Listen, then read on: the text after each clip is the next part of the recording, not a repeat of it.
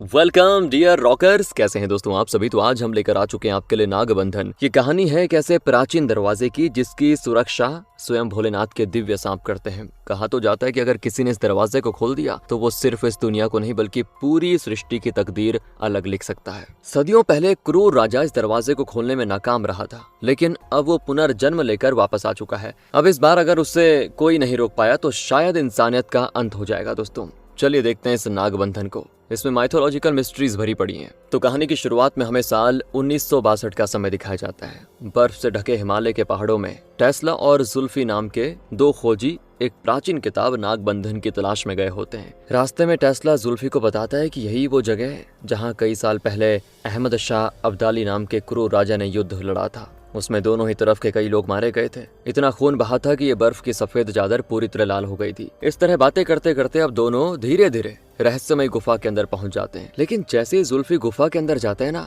उसे अजीब अजीब आवाजें आती हैं। वो उन आवाजों के पीछे पीछे चलता हुआ एक पुराने पेड़ के सामने पहुंच जाता है जो कि काफी डरावना और विशाल है। जुल्फी देखता है कि पेड़ की आंखें हैं और वो उन आंखों को देख बहुत ही बुरी तरह डर जाता है। असल में दोस्तों इस पेड़ के अंदर सदियों से कैद एक शक्तिशाली तांत्रिक बहरागी मौजूद है जो किसी असुर की तरह दिख रहा होता है। देखते ही देखते वो अपनी काली शक्तियों से जुल्फी को अपने वश में कर लेता है। वो जुल्फी से कहता है कि तुम कोई आम इंसान नहीं हो, बल्कि पिछले जन्म में तुम अहमद शाह अब्दाली थे। हम दोनों ने मिलकर एक रहस्यमय दरवाजे को खोलने की कोशिश की थी जिसका नाम नागबंधन है। कहा जाता है कि यह दरवाजा सीधे दूसरी दुनिया और पूरे ब्रह्मांड तक जाने का रास्ता है। अगर कोई इसे खोल दे तो वो कई असीम शक्तियों का मालिक बन जाता है। पर इस दरवाजे को खोलना इतना आसान नहीं है। इसके लिए दो चीजों की जरूरत होगी। पहला तो दिव्य ब्रह्म कमल और दूसरा गरुण मंत्र। ये सब बताते बताते बहरागी अपनी शक्तियों के जरिए जुल्फी को उसका पिछला जन्म याद दिलाता है, यानी कि जब वो अहमद शाह अब्दाली था और उसने बहरागी के साथ मिलकर नागबंधन के दरवाजे को खोलने की कोशिश करी थी। तो बहरागी यहाँ जुल्फी को आदेश देता है कि किसी भी कीमत पर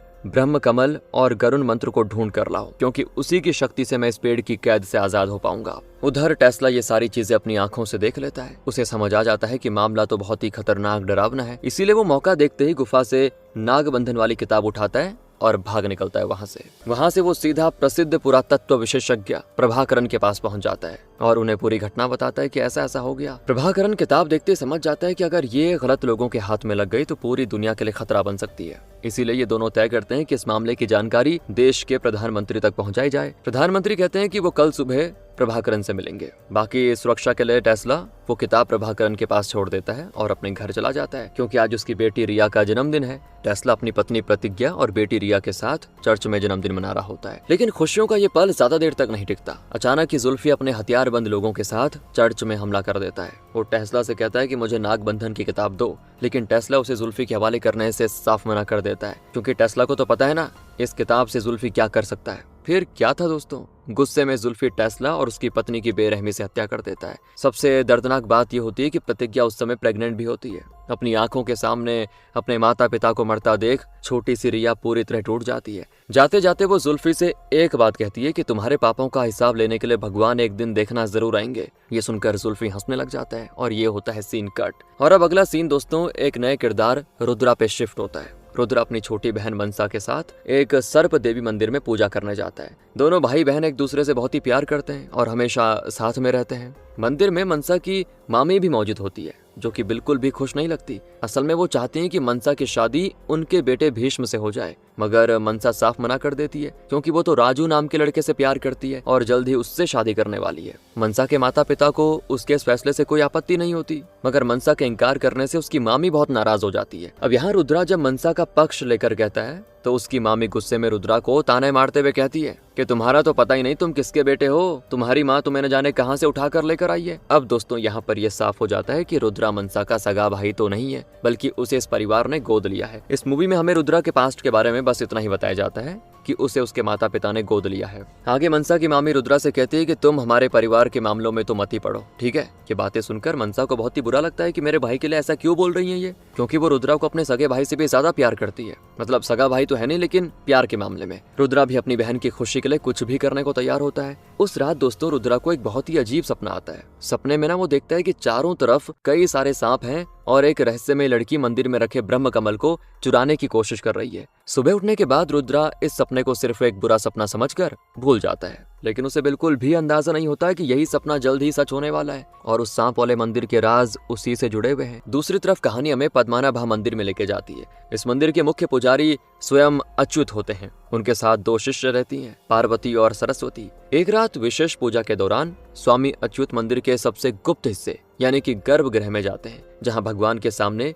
एक दिव्य ब्रह्म कमल सुरक्षित रखा गया होता है। और यही वो ब्रह्म कमल है दोस्तों, जिसकी तलाश जुल्फी और बहरागी सदियों से कर रहे हैं। कुछ दिन के बाद मंदिर में एक बहुत ही बड़ा उत्सव होने वाला होता है और पूरा गांव तैयारियों में लग जाता है। उत्सव के बाद दोस्तों इसी बीच आधी रात को एक चौंकाने वाली घटना हो जाती है। सरस्वती चुपके से पुजारी के कमरे से मंदिर की चाबियां चुरा लेती है। फिर वो गुप्त गर्भगृह में पहुंचकर भगवान के सामने रखा ब्रह्म कमल निकाल लेती है और बिना किसी को पता लगे मंदिर से बाहर भी निकल जाती है। इसके बाद वो सीधे प्रभाकरण के पास पहुंचती है और ब्रह्म कमल उसे सौंप देती है। जैसे प्रभाकरण ब्रह्म कमल को लेकर वहां से निकलता है ना, प्रकृति अपना असली रूप दिखाना शुरू कर देती है। अचानक बहुत ही तेज आंधी तूफान और मूसलाधार बारिश शुरू हो जाती है। ऐसा लगता है जैसे खुद भगवान इस चोरी से नाराज हो गए हो। रास्ते में तो कई विशाल नाग प्रभाकरण को रोकने की बहुत कोशिश करते हैं, लेकिन वो किसी तरह बचकर अपने प्राइवेट प्लेन तक पहुंच जाता है। वो सोचता है कि मुझे कोई नहीं मार सकता, कोई नहीं पकड़ सकता, लेकिन तभी सामने आसमान में एक विशाल गरुड़ पक्षी प्रकट होता है और वो पूरे जोर से प्लेन पे हमला कर देता है। हमला दोस्तों इतना तेज और भयानक होता है कि प्लेन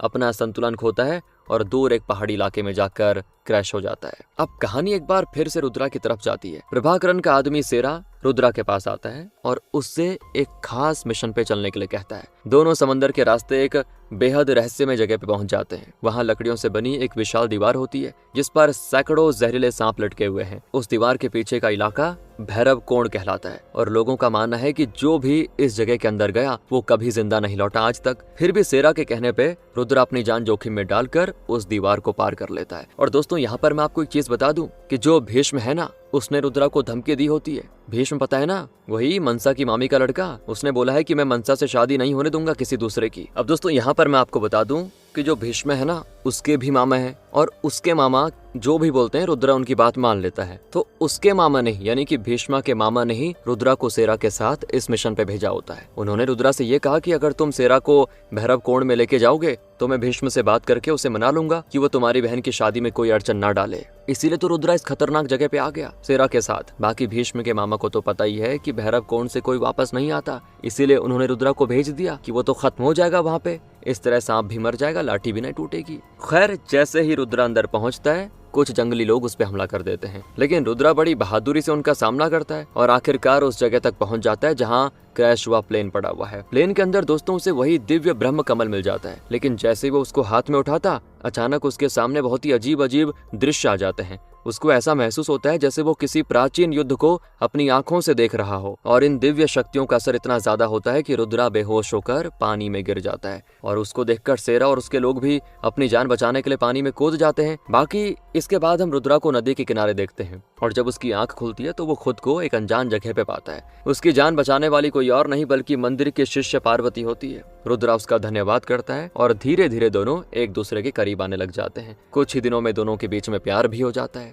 अब रुद्रा और पार्वती एक दूसरे के करीब आ चुके हैं तो एक दिन पार्वती रोते हुए रुद्रा को बता देती है कि मंदिर से ब्रह्म कमल मेरी ही साथी शिष्या सरस्वती ने चुराया। इस घटना के बाद पूरे समाज ने मुख्य पुजारी स्वामी अच्युत को ही दोषी मान लिया था। लोगों ने उनका खूब अपमान किया जबकि उनकी तो कोई गलती भी नहीं थी। पार्वती आगे कहती है कि मैंने उसी दिन फैसला कर लिया था कि चाहे कुछ भी हो जाए वो ब्रह्म कमल में वापस लेकर आऊंगी और अपने गुरु का सम्मान जरूर लौटाऊंगी। तो रुद्रा उसे बताता है कि मैंने भैरव कोण में उस दिव्य ब्रह्म कमल को अपनी आंखों से देखा है। इस दौरान रुद्रा का परिवार भी वहां पे पहुंच जाता है और पार्वती का धन्यवाद करता है। कुछ समय के बाद दोस्तों मनसा और राजू की शादी का दिन आ जाता है। पूरे घर में खुशियों का माहौल होता है, लेकिन ये खुशी ज्यादा देर तक नहीं टिकती। अचानक भीष्म अपने आदमियों के साथ शादी के मंडप में आ धमकता है। गुस्से में वो सबसे पहले राजू की हत्या करता है। हाँ, और जब उसके पिता उसको रोकने की कोशिश करते हैं तो भीष्म उन्हें भी मार डालता है। अपनी बहन की जिंदगी बर्बाद होती देखकर रुद्रा का गुस्सा फूट पड़ता है और वो तलवार उठाकर भीष्म पे टूट पड़ता है। बिल्कुल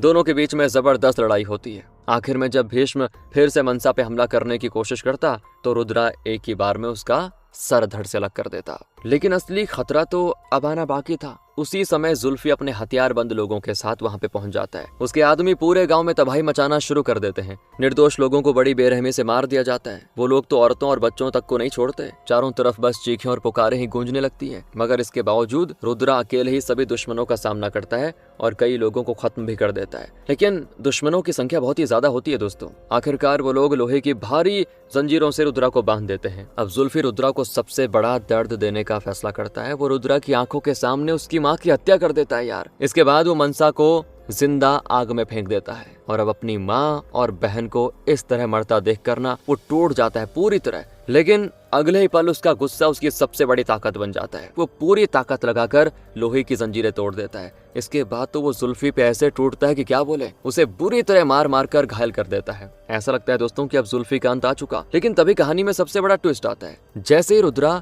जुल्फी को मारने वाला होता है, पीछे से पार्वती आकर रुद्रा की पेट में खंजर से वार कर देती है और रुद्रा को तो अपनी आंखों पर विश्वास ही नहीं होता। जिस लड़की से वो प्यार करने लगा था उसी ने उसको आज धोखा दे दिया। पार्वती फिर घायल जुल्फी को उठाती है और वहां से प्रभाकरण के साथ भागती है और रुद्रा बेचारा ये सब देखता रह जाता है। उसे कुछ भी पल्ले नहीं पड़ता कि ये क्या हुआ मेरे साथ। सब खो दिया उसने, अपनी बहन, अपना प्यार, अपनी माँ। बाकी उसको ये भी पता चल जाता है कि जुल्फी, प्रभाकरण, पार्वती और सरस्वती ये सब मिले हुए हैं। और जब रुद्रा शमशान में उदास होकर अपनी माँ बहन को चिता दे रहा होता है ना, तभी इस हालत में एक रहस्यमय नागा साधु वहाँ पे आता है। वो रुद्रा से कहता है कि तुम्हारा जन्म किसी साधारण इंसान की तरह जीने के लिए नहीं हुआ, तुम्हें अपनी असली उद्देश्य को पहचानना होगा। और ये बात रुद्रा के मन में बैठ जाती है कि मेरा कुछ और उद्देश्य है। ठीक होने के बाद वो सीधे राजा रवि वर्मा के पास पहुंच जाता है, जिनकी अचानक ही मौत हो चुकी थी। दोस्तों, राजा रवि वर्मा इस जगह के राजा की तरह होते हैं। उनको सभी इज्जत करते थे और जो ब्रह्म कमल वाला मंदिर है ना, उसका सारा खर्च यही उठाते थे। रुद्रा पहुंच जाता है रवि वर्मा के भाई के पास, पूछता है कि आखिर ये सब कैसे और क्यों हुआ, गांव वालों और मेरे परिवार को क्यों मारा गया। तब रवि का भाई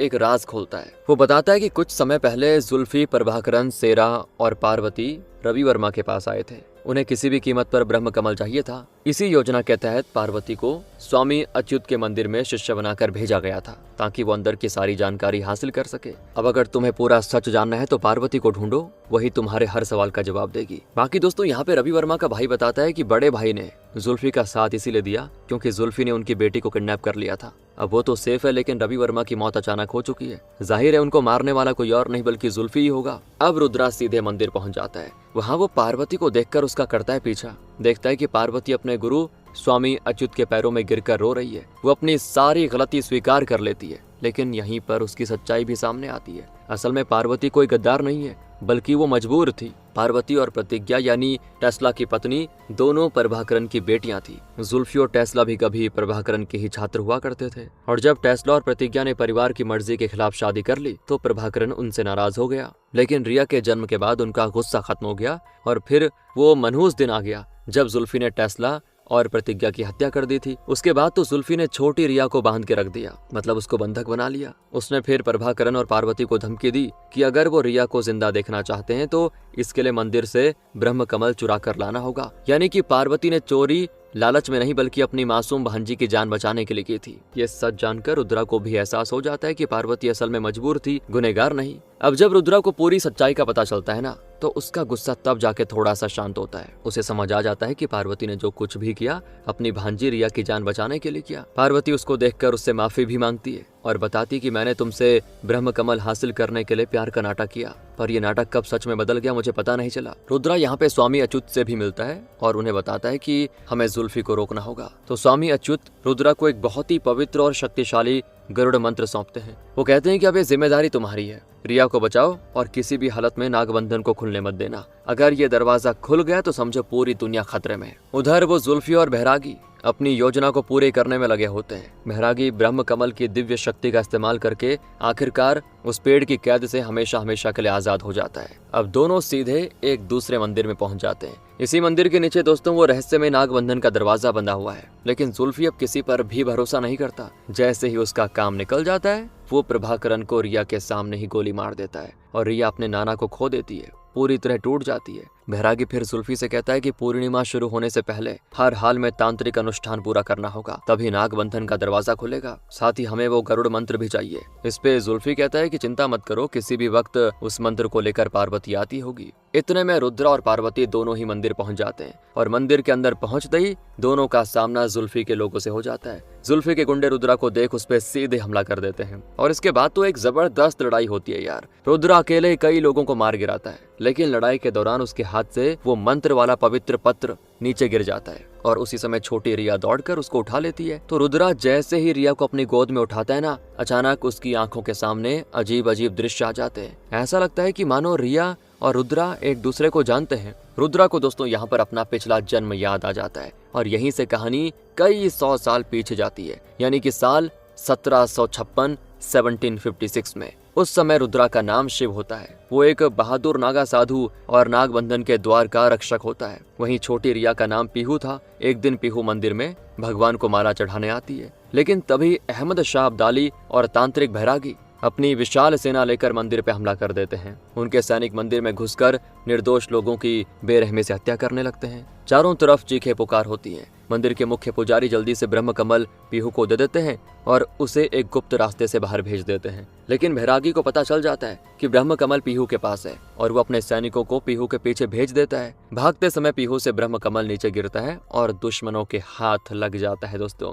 हालांकि किसी तरह जान बचाकर पीहू एक गुफा में पहुंच जाती है, जहां नागा साधुओं का प्रमुख शिवा मौजूद होता है। पीहू रोते रोते उन्हें मंदिर पर हमले की पूरी कहानी बताती है। इतना सुनते ही शिवा और उनके साथी समझ जाते हैं कि अब धर्म की रक्षा के लिए युद्ध करना पड़ेगा। इसके बाद शुरू होता है दोस्तों एक बहुत ही जबरदस्त युद्ध। एक तरफ बैरागी और अब्दाली की विशाल सेना, दूसरी तरफ शिव और नागा साधु। दोनों पक्षों के बीच भयानक लड़ाई होती है। उधर बैरागी नागाबंधन द्वार खोलने को तैयार होता है, मतलब उसकी कोशिश में होता है, और इधर शिवा का सामना सीधे अब्दाली से हो जाता है। दोनों के बीच जबरदस्त तलवारबाजी होती है। लेकिन तभी अब्दाली एक बहुत ही नीच हरकत करता है। वो शिवा को कमजोर करने के लिए उसकी आंखों के सामने ही मासूम पीहू को बेरहमी से मार डालता है। पीहू की मौत देखकर शिवा का गुस्सा फूट पड़ता है। बिल्कुल ऐसा लगता है जैसे स्वयं भगवान शिव की शक्ति उसके भीतर समा गई हो। उसकी आंखों में अग्नि दिखती है। अब शिवा पहले से कई गुना ज्यादा ताकतवर हो जाता है। वो बैरागी के तांत्रिक अनुष्ठानों को रोक देता है और अपनी दिव्य शक्ति से उसे तुरंत ही एक पेड़ की जड़ों से बांध के हमेशा के लिए कैद कर देता है। इसके बाद वो अब्दाली पे करता है हमला और अपने त्रिशूल से उसका अंत कर डालता है। यहीं पर दोस्तों ये युद्ध खत्म हो जाता है और नागबंधन दीवार खुलने से बच जाती है। लेकिन कहानी अभी खत्म नहीं हुई थी। इतिहास एक बार फिर खुद को दोहराने लग जाता है। कहानी वापस आती प्रेजेंट में। रुद्रा को सब कुछ याद आ जाता है। उसे समझ में आ जाता है कि मैं कोई साधारण इंसान नहीं बल्कि पिछले जन्म का वही नागा साधु शिवा हूँ, जिसने सदियों पहले बैरागी और अब्दाली को हराकर नागबंधन दीवार की रक्षा की थी। और वहीं जुल्फी भी पिछले जन्म का अहमद शाह अब्दाली है, जबकि छोटी रिया पीहू है। इसी दौरान बैरागी अपना तांत्रिक अनुष्ठान पूरा करने की आखिरी तैयारी शुरू करता है। अगर ये अनुष्ठान पूरा हो जाएगा तो नागबंधन दीवार हमेशा के लिए खुल जाएगी और उसकी सारी शक्तियां जुल्फी और उसे मिल जाएंगी। तो रुद्रा तुरंत जुल्फी और उसके लोगों पे कर देता है हमला। मंदिर के अंदर एक बार फिर जबरदस्त लड़ाई शुरू हो जाती है। रुद्रा तो पूरी ताकत से दुश्मनों का सामना करता है, जबकि पार्वती रिया को सेफ बाहर निकालने की कोशिश में होती है। और उधर बैरागी पूरी एकाग्रता से मंत्र पढ़ रहा होता है। जैसे जैसे उसका अनुष्ठान पूरा होने लग जाता है ना, मंदिर के अंदर अजीब घटनाएं होती हैं। तेज हवाएं चलती हैं, धरती कांपने लगती है और ऐसा महसूस होता है जैसे कोई बहुत ही बड़ी शक्ति जाग रही हो। लेकिन तभी अचानक मंदिर के अंदर छिपी दिव्य शक्तियां सक्रिय हो जाती हैं। एक विशाल दिव्य नाग प्रकट हो जाता है और वो सीधे बैरागी पे टूट पड़ता है। बैरागी भी अपनी तांत्रिक शक्तियों से बचने की कोशिश करता है, लेकिन इस बार उसकी कोई चाल काम नहीं आती। कुछ ही पलों में वो दिव्य नाग बैरागी का अंत कर देता है, मतलब उसको पूरी तरह से खत्म कर देता है। सदियों से लोगों के लिए खतरा बना बैरागी हमेशा हमेशा के लिए हो जाता है खत्म। अपने गुरु की मौत देखकर जुल्फी भी घबरा जाता है, लेकिन अभी भी उसकी दुष्टता खत्म नहीं होती। वो आखिरी बार रुद्रा पे हमला करता है। दोनों के बीच में अंतिम और सबसे खतरनाक युद्ध होता है। लंबी लड़ाई चलती है। उसके बाद रुद्रा की नजर मंदिर में रखे भगवान शिव के पवित्र त्रिशूल पे जाती है और वो पूरे विश्वास के साथ उस त्रिशूल को अपने हाथ में उठाता है। तो जैसे ही त्रिशूल उठाता है ना, ऐसा लगता है जैसे भगवान शिव स्वयं प्रकट हो गए हो। यहाँ तक कि उसमें महादेव की झलक भी दिख जाती है। फिर वो जोर से हर हर महादेव बोलते पूरी ताकत से त्रिशूल जुल्फी की तरफ फेंक देता है। और सीधे उसके आर पार हो जाता है। जुल्फी वहीं पे तड़प तड़प कर अपनी आखिरी सांस लेकर खत्म हो जाता है। उसके मरते ही दोस्तों नागबंधन दीवार खुलने का खतरा हमेशा के लिए टल जाता है। पूरी दुनिया एक बहुत बड़ी तबाही से बच जाती है। रिया भी सेफ होती है, पार्वती भी अपनी गलती का प्रायश्चित कर लेती है, साथ ही रुद्रा ने भी अपना उद्देश्य पूरा कर लिया होता है। इस दौरान रिया पार्वती और रुद्रा से प्रश्न करती है कि इस नागबंधन दीवार के भीतर आखिर है क्या। तो पार्वती उसे बताती कि ये कहानी है द्वापर युग के अंत से लेकर कलयुग के शुरुआत के बीच की। उसी युग में इस नागबंधन दीवार का रहस्य छुपा हुआ है। पार्वती के इतना बोलते ही मूवी खत्म हो जाती है। बाकी यहाँ पे साफ है कि अभी भी ये मिस्ट्री बनी हुई है। दूसरा पार्ट आएगा और उसके आते ही हमें पता चलेगा इसके अंदर क्या है दोस्तों। बाकी दोस्तों आप स्क्रीन पे दिख रही इस वीडियो पे क्लिक करिए, वहीं पे मिलते हैं आपको डायरेक्ट। ध्यान रखेगा अपना। Thanks for watching.